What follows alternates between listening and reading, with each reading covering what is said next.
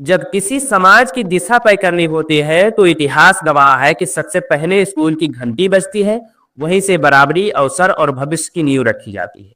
शिक्षा का अधिकार कानून यानी आरटीई इसी सोच का कानूनी रूप है, लेकिन वर्षों तक यह सवाल उठता रहा है कि क्या यह कानून सच में निजी स्कूलों पर लागू था या नहीं। आज उसी भ्रम को एक एक तथ्यों के साथ आसान भाषा में आपको समझाएंगे। सबसे पहले मूल तथ्य, आरटीई कोई नया फैसला नहीं है। इसे संसद ने वर्ष 2009 में पारित किया और 1 अप्रैल 2010 से पूरे देश में लागू किया गया।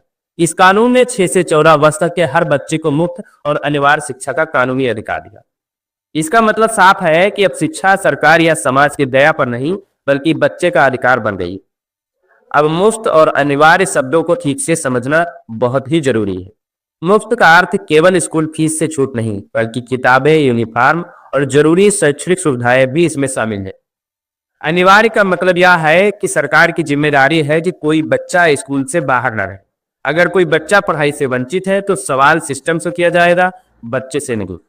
सबसे ज्यादा भ्रम जिस बिंदु पर रहा है वह है निजी स्कूलों में 25% सीटों का नियम।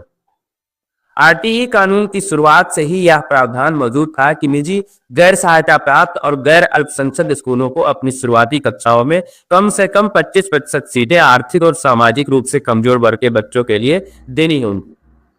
यानी कानूनी रूप से यह नियम पहले दिन से लागू था, कोई नई शर्त नहीं जोड़ी गई। फिर सवाल उठता है कि अगर नियम पहले से था तो इसे लेकर विवाद क्यों हुआ। इसकी वजह सीधी है कि कई निजी स्कूलों ने यह दलील दी कि वह सरकार से कोई आर्थिक सहायता नहीं लेते, इसलिए उन पर यह कानून लागू नहीं होना चाहिए। कई राज्यों में इस कानून को लागू करने के लिए स्पष्ट नियम भी नहीं बनाए, और जहां बनाए वहां निगरानी कमजोर रही। नतीजा यह हुआ कि कानून किताबों में ही रहा, लेकिन जमीन पर उसकी तस्वीर हर राज्य में अलग अलग दिखी। अल्पसंख्यक शिक्षा संस्थानों का मुद्दा भी इस भ्रम को बढ़ाता रहा। संविधान के तहत अल्पसंख्यक संस्थानों को 25% कोटे से छूट दी गई है। यह बात पहले से स्पष्ट थी, लेकिन कई गैर अल्पसंख्यक निजी स्कूलों ने भी इसी तर्क की आड़ लेकर खुद को राइट टू एजुकेशन से अलग दिखाने की कोशिश की। इससे आम लोगों को यह गलतफहमी होने लगी कि शायद निजी स्कूलों पर यानी प्राइवेट स्कूलों पर आरटीई लागू ही नहीं है। यही वह बिंदु है जहां हालिया न्यायिक हस्तक्षेप अहम हो जाता है।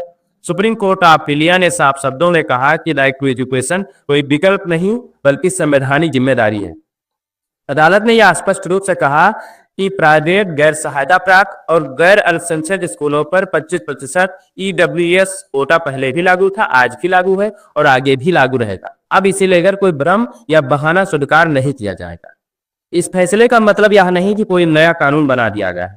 इसका मतलब यह है कि जो कानून वर्षों से मौजूद था उसकी स्पष्ट व्याख्या और सख्त पुष्टि कर दी गई है। अब राज्यों को नियम बनाने होंगे, स्कूलों की निगरानी करनी होगी और यह सुनिश्चित करना होगा कि कानून कागज से निकलकर कक्षा तक पहुंचे। आम परिवारों के लिए इसका सीधा असर यह है कि निजी स्कूल अब केवल आर्थिक ताकत का प्रतीक नहीं रह सकते। कानून में जो दरवाजा गरीब और कमजोर वर्ग के बच्चों के लिए खोला था, उसे बंद रखना अब आसान नहीं होगा। सरकारों की जिम्मेदारी है कि प्रवेश प्रक्रिया सरल हो, जानकारी हर जरूरतमंद तक पहुंचे और कोई बच्चा सिर्फ जटिल नियमों या लापरवाही के कारण बाहर न रह जाए। और अंत में बात वहीं लौटती है जहां से शुरुआत हुई थी। शिक्षा का अधिकार कानून सिर्फ एक कानूनी दस्तावेज नहीं है, यह उस सवाल का जवाब है, क्या इस देश में बच्चे की पहचान उसकी क्षमता से होगी या उसकी गरीबी से। राइट टू एजुकेशन की असली सफलता उसी दिन मानी जाएगी जब यह कानून अदालत के आदेशों से निकलकर हर उस कक्षा तक पहुंचेगा जहां कोई बच्चा सपने लिखना सीख रहा है। बने रहे आपके अपने चैनल एक तक न्यूज़ के साथ। नमस्कार।